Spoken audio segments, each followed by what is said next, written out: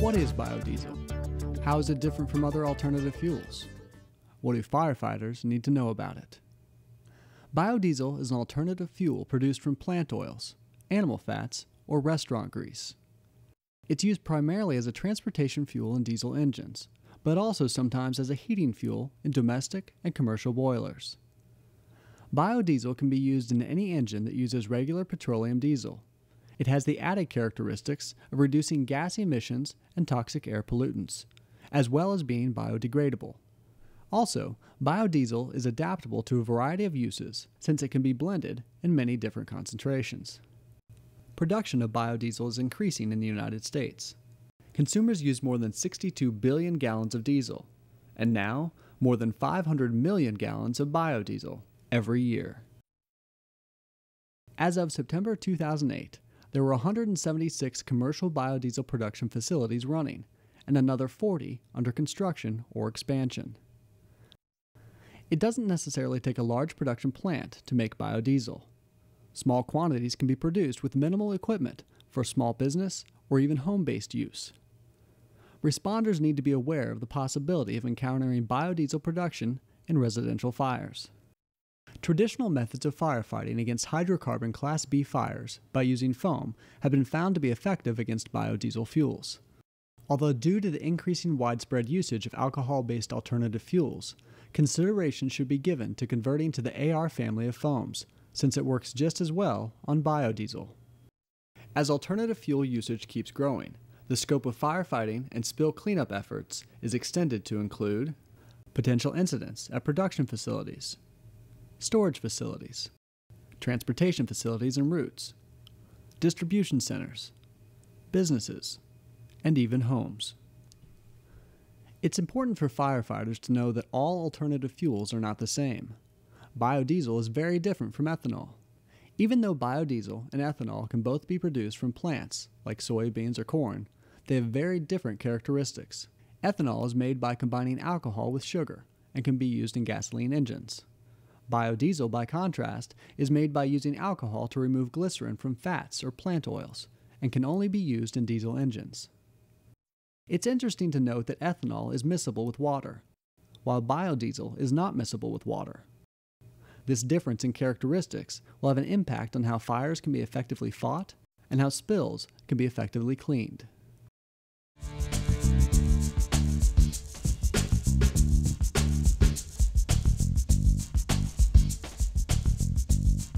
In order to understand the nature of biodiesel blended fuels, emergency responders will need to understand the characteristics of hydrocarbons, like gasoline, and biodiesel, their differences, and how these types of products interact. Gasoline is a hydrocarbon produced from crude oil by fractional distillation. It is not considered a poison, but it does have harmful effects after long-term and high-level exposure that can lead to respiratory failure. Gasoline's greatest hazard is its flammability, even though it has a fairly narrow flammability range. Smoke from burning gasoline is black and has toxic components. Biodiesel is a liquid that varies in color, ranging from golden to dark brown, depending on the type of oil or fat used in production. However, it's most commonly seen as a pale golden liquid with a slight odor. It's insoluble with water, has a high boiling point, and low vapor pressure. The flash point of biodiesel is significantly higher than that of petroleum diesel, or gasoline. Biodiesel has a specific gravity between 0.86 and 0.90, which is less than water, and a vapor density in excess of 1, making it heavier than air. Like gasoline, biodiesel is not considered to be a poison, but persons who work with it should wear respiratory protection. Smoke from burning biodiesel is dark and thick and releases carbon monoxide and carbon dioxide, both of which are considered to be harmful. With its high flash point, biodiesel is considered to be less hazardous in terms of flammability.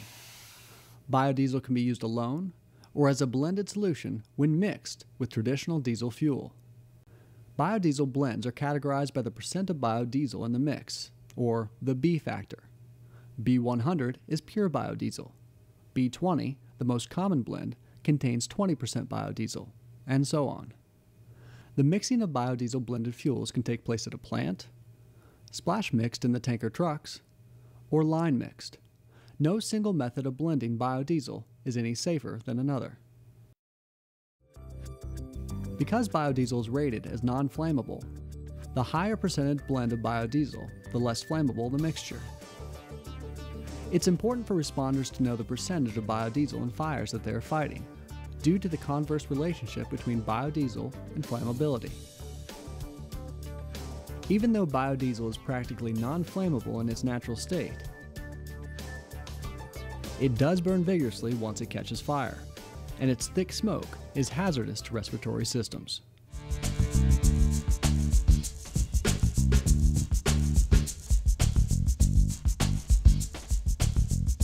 It's important for firefighters to understand the basic process by which biodiesel is produced.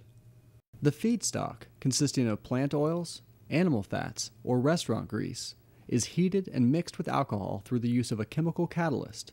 This process thins and clarifies the oil enough to be usable in engines. When the mixture cools, it'll settle into layers, leaving the biodiesel at the top and the byproduct glycerin at the bottom. The greatest hazard associated with biodiesel production comes not from the biodiesel itself, but from the chemicals required to produce it. The most common type of alcohol used is methanol, which is converted to sodium methoxide through the addition of the catalyst. Methanol can cause liver damage, eye damage, brain damage, and several other symptoms. It's flammable, burns explosively, and can be absorbed through the skin. The most common catalysts used in the process are sodium hydroxide and potassium hydroxide, although sulfuric acid or hydrochloric acid may also be used. Biodiesel production facilities are generally regarded as refineries and must meet all the safety regulations associated with commercial properties. However, incidents will occur, and just like small home productions, an incident at a production facility will most likely be due not to the biodiesel itself, but to the alcohols and other materials used. When you look at a biodiesel plant, it's important to realize that biodiesel really isn't the biggest concern with respect to hazards of responding to an incident at a biodiesel plant. It's actually one of the safest products that we have. It's actually the products that we use to create the biodiesel, like the methanol and the potassium hydroxide, that present the greatest risk factors. Responders must be ready to fight fires displaying a variety of characteristics, from polar solvent alcohol incidents to hydrocarbon diesel fuels. Depending on the situation, firefighters should be ready to use foam from the AR family of foams, dry chemical, CO2, and water fog. Gathering as much information about the product blend and chemicals involved will help responders mitigate the situation.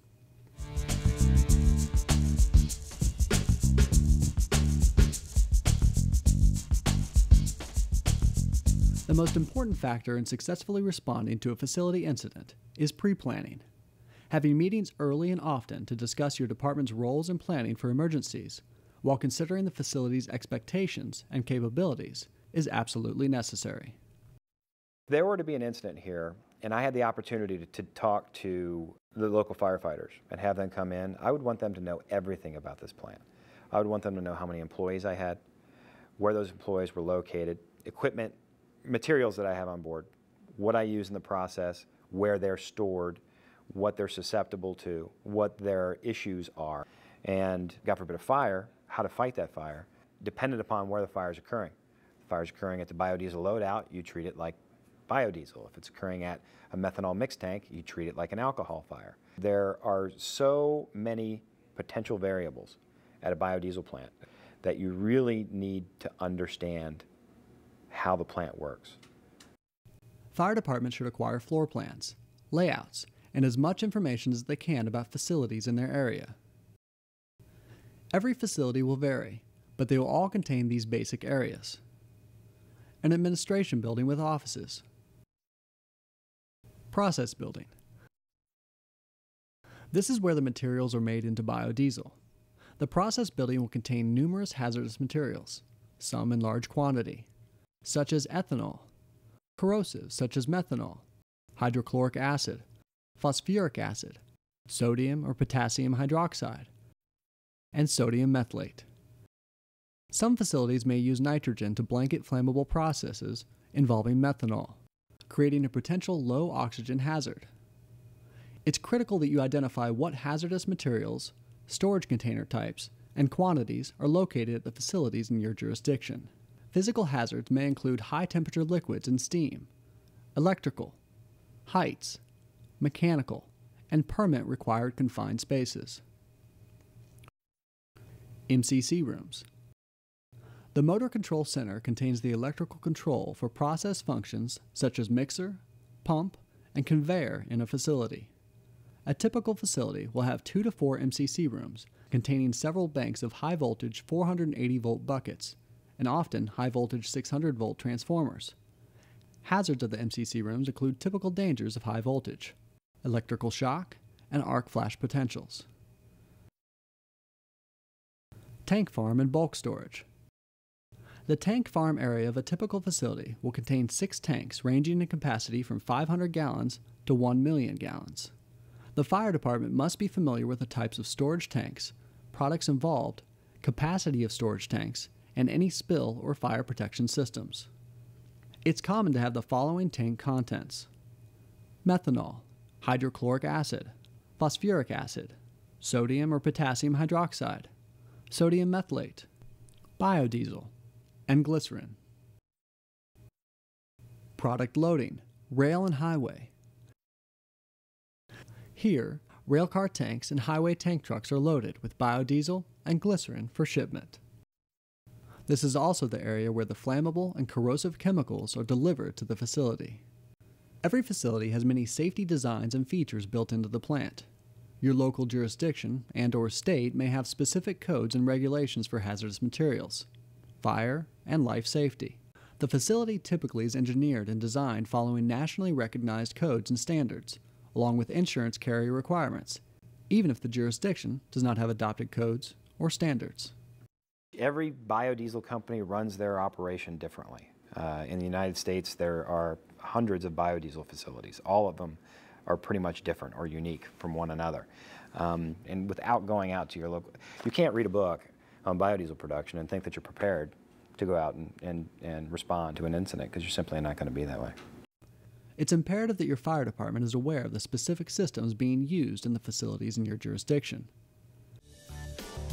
Make sure that your pre-plan includes the following: site maps and drawings, hazardous materials list and MSDS, Tier 2 reports, risk management plans, 24-hour emergency contact numbers, any special training by employees in emergency response, knowledge of any previous incidents, fire suppression systems, water supply system. This is a sample of a pre-planned form.